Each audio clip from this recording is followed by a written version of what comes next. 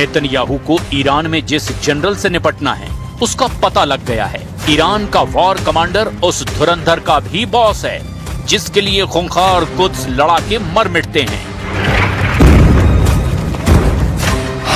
ये नाम है मेजर जनरल अहमद वहीदी। उनका ओहदा ईरान के इस्लामिक रिवोल्यूशनरी गार्ड कोर के बॉस का है। वो अमेरिका इजराइल युद्ध के वॉर कमांडर के तौर पर कुख्यात हो गए हैं, जिसने ट्रंप की धड़कनें बढ़ा रखी है, जिसने नेतन्याहू की टेंशन दोगुनी कर दी है, जिसने भारी देशों की वजीहत कर डाली है, जिसने अमेरिका से समझौता नहीं युद्ध को चुना। ये वही कमांडर है, ईरान का सुपर लड़ाका अहमद वहीदी। इसी के इशारे पर यह युद्ध दोबारा शुरू हुआ है। कमांडर वहीदी ने इस्लामाबाद में जनरल मुनीर को राह ताकने पर मजबूर कर दिया। कमांडर वहीदी ने ट्रंप को सीज फायर बढ़ाने के लिए बेबस किया है। कमांडर वहीदी तय कर रहे हैं कि जंग कहां तक की जाएगी। उन्होंने ऑर्डर दे रखा है कि हॉर्मुज स्ट्रेट से अमेरिका को खदेड़ भगाने तक हमला होगा। वहीदी ने ऐलान किया है कि हॉर्मुज में जो आए उसे तबाह करना है। ट्रंप के नए डील ऑफर के बाद भी कमांडर वहीदी का गुस्सा शांत नहीं हुआ है और इस वजह से हॉर्मुज तेल गलियारे में ईरान ने बड़ा एक्शन ले लिया है। ईरान के रेवोल्यूशनरी लड़ाकों ने 2 जहाजों पर हमला कर दिया। ब्रिटिश रॉयल नेवी के मुताबिक 22 अप्रैल को हॉर्मुज में ईरान ने 3 जहाजों पर हमला किया। इसके साथ ही ईरान ने ओमान तट पर एक जहाज को गनबोट से धुआं कर दिया। ईरान का स्टैंड बिल्कुल क्लियर है। हॉर्मुज से ट्रंप नाकाबंदी हटाएं, ईरान की बनाई शर्तों पर हामी भरें, फिर ईरान समझौते पर सोचेगा। अगर इस बीच अमेरिका इजराइल ने ईरान पर हमले की गलती की तो फिर बदला किस तरह से लिया जाएगा, अब जरा ये भी सुन लीजिए। سخنگوی قرارگاه مرکزی خاتم الانبیا در پی تهدیدهای مکرر رئیس جمهور امریکا و فرماندهان ارتش متجاوز و تروریست این کشور با تأکید بر آمادگی کامل هشدار داد نیروهای مسلح جمهوری اسلامی ایران در صورت تجاوز و هر گونه اقدام علیه ایران اسلامی بلافاصله به اهداف از پیش تعیین شده قدرتمندانه هجوم می‌آورند و به امریکای متجاوز و رژیم کودککش صهیونیستی شدیدتر از قبل درس عبرت دیگری خواهند داد. अमेरिका की नाकेबंदी के बावजूद हॉर्मुज में ईरान पूरी तरह से हावी है। ईरान के लड़ाकों ने हॉर्मुज में जिन 2 जहाजों को जब्त किया उसकी डिटेल भी रिलीज की है। साथ ही इनको कब्जे में लेने की एनिमेशन फिल्म भी दिखाई है। रिवोल्यूशनरी गार्ड्स नेवी ने बताया कि MSC फ्रांसिस्का और एपामिनोनिंडास नाम के 2 जहाजों को पकड़ा गया क्योंकि इन जहाजों ने बिना जरूरी परमिट के हॉर्मुज में घुसकर सिक्योरिटी ब्रीच की है। ईरान ने आरोप लगाया कि इन जहाजों ने नेविगेशन सिस्टम के साथ छेड़छाड़ की थी। वहीं ओमान से 15 नॉटिकल मील दूर उत्तर पूर्व में लाइबेरिया के झंडे लगे जहाज को ईरान ने गनबोट से दहला दिया। यानी लड़ाई फिर से छिड़ गई है। यूनाइटेड नेशन में ईरान के दूत अमित सईद इरावनी ने धमकी दी कि जब तक ट्रंप के जंगी जहाज ईरान के करीब मंडराते रहेंगे ये युद्ध नहीं रुकेगा। Will it start again? We hope so. We don't know. We are ready for that. It depends on the United States. If they broke the blockade, I think that the next round of the negotiation will take place. इधर Trump दावा कर रहे हैं कि उनके लगाए blockade से Iran कंगाल हो गया है। ट्रंप ने कहा कि स्ट्रेट ऑफ हॉर्मुज के बंद होने से ईरान आर्थिक रूप से ठहर चुका है। ईरान इसीलिए डील के लिए गिड़गिड़ा रहा है। ट्रंप ने यह भी बताया कि ईरान को हर दिन $500 मिलियन का नुकसान हो रहा है। हालांकि ट्रंप के दावों की धज्जियां उड़ाकर ईरान ने 2 के बदले 3 जहाजों पर कब्जा कर लिया। अमेरिका ने ईरान के ये 2 जहाज कब्जे में ले रखे हैं। एक है तोस्का और दूसरा MT तिफानी। ईरान ने धमकी दी कि हॉर्मुज स्ट्रेट इजराइल के लिए पूरी तरह बैन है। मतलब ईरान और ओमान के बीच 167 किलोमीटर लंबा 40 किलोमीटर चौड़ा हॉर्मुज तेल गलियारा युद्ध का एपिसेंटर बन गया है। कमांडर वहीदी का प्लान ट्रंप को हॉर्मुज फ्रंट पर फंसाए रखना है, जिससे से ज्यादा समय का इस्तेमाल हथियारों को जुटाने में किया जाए।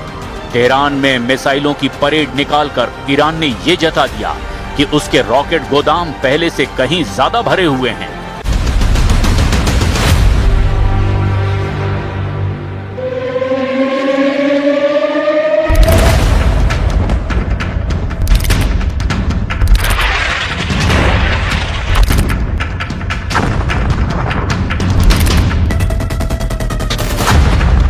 जंग नहीं रुकेगी। नेतन्याहू ने अपने मिशन का विस्तार कर दिया है। नेतन्याहू तब भी नहीं रुके थे जब लेबनान में सीज फायर का ऐलान किया गया।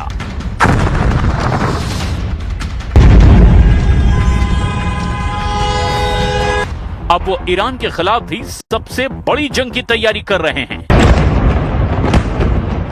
לציר האיראני. עוד לא סיימנו את המלאכה, אבל העולם כבר מכיר. नेतन्याहू की चाल ढाल सब बदल गई है। वो जश्न के कार्यक्रम में भी बुलेट प्रूफ जैकेट पहनकर पहुंच रहे हैं। ये नेतन्याहू के अंदर का डर है या युद्ध का नया संकल्प? लेबनान की जमीन आग से धधक रही है। हिजबुल्ला के सैकड़ों लड़ाके मारे जा रहे हैं और साउथ लेबनान में इजराइल ने बफर जोन बना दिया है।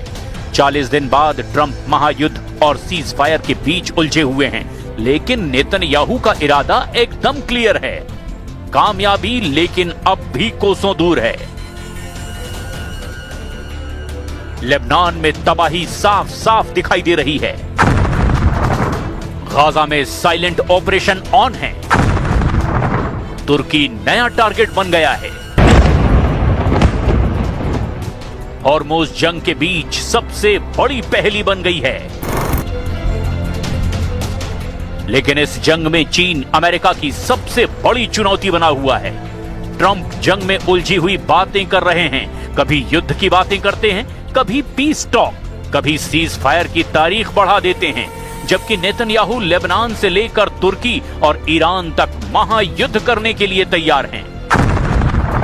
את האיום המיידי הזה הסרנו, ואנחנו נמשיך ללחום בכל כוחנו במדינות הטרור, וכמובן גם באנשי הטרור שפוגעים בכוונה תחילה בחפים מפשע.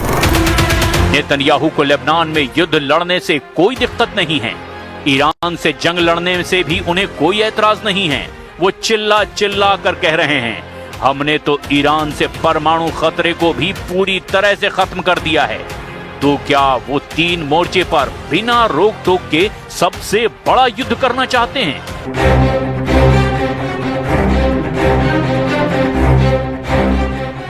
इजराइल के प्रधानमंत्री बेंयामिन नेतन्याहू, जो आमतौर पर सूट बूट में दिखते हैं, इस बार अलग अंदाज में नजर आए। काली जैकेट, उसके अंदर साफ दिखाई दी बुलेट प्रूफ वेस्ट। अब सवाल ये नहीं कि उन्होंने जैकेट क्यों पहनी, सवाल ये है उनका मिशन क्या है, उनका अगला टारगेट कौन है, वो कब तक युद्ध लड़ना चाहते हैं।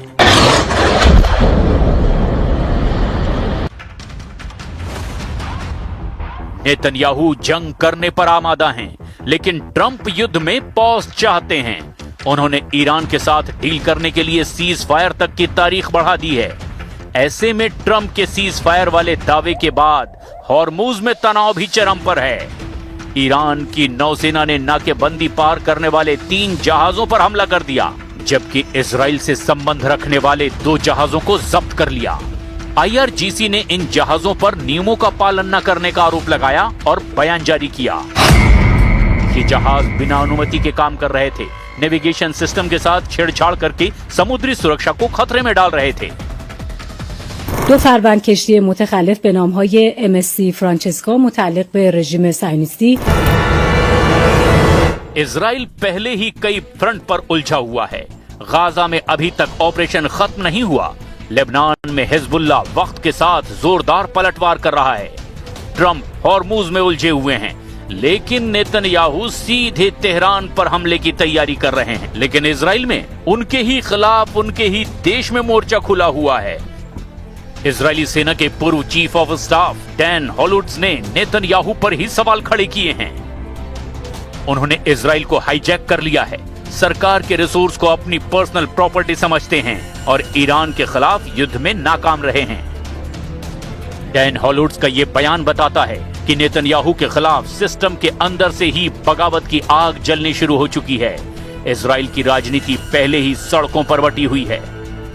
एक तरफ नेतन्याहू समर्थक, दूसरी तरफ युद्ध से थकी जनता। तेल अवीव की सड़कों पर प्रदर्शन करने वाले परिवार पूछ रहे हैं, ये जंग कब खत्म होगी? क्या इजराइल में पैदा होने वाला हर बच्चा सिर्फ युद्ध करेगा? और इजराइल के अंदर से उठते इन सवालों में नेतन्याहू खुद घिरे हुए दिखाई दे रहे हैं और बार बार कह रहे हैं कि अभी तो बहुत कुछ करना बाकी है।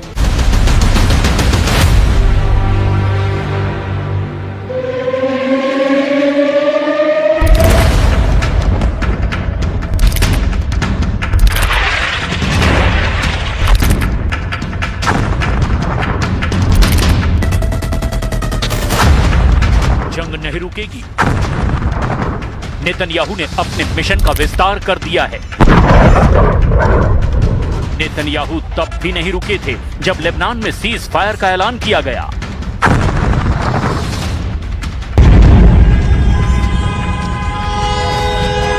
अब वो ईरान के खिलाफ भी सबसे बड़ी जंग की तैयारी कर रहे हैं। לציר האיראני. עוד לא סיימנו את המלאכה, אבל העולם כבר מכיר. नेतन्याहू की चाल ढाल सब बदल गई है। वो जश्न के कार्यक्रम में भी बुलेट प्रूफ जैकेट पहनकर पहुंच रहे हैं। ये नेतन्याहू के अंदर का डर है या युद्ध का नया संकल्प?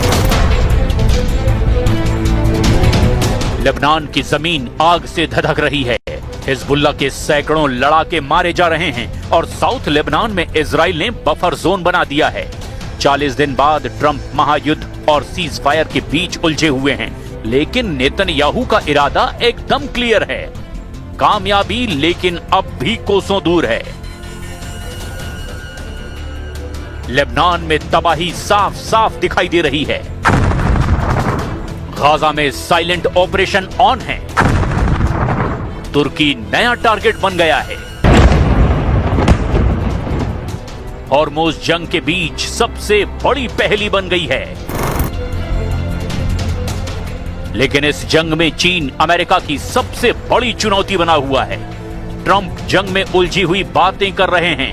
कभी युद्ध की बातें करते हैं, कभी पीस टॉक, कभी सीज फायर की तारीख बढ़ा देते हैं, जबकि नेतन्याहू लेबनान से लेकर तुर्की और ईरान तक महायुद्ध करने के लिए तैयार हैं।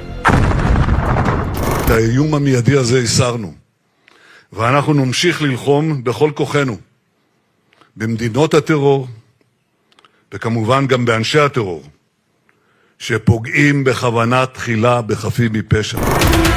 नेतन्याहू को लेबनान में युद्ध लड़ने से कोई अच्छा, अभी के समय में अगर बिहार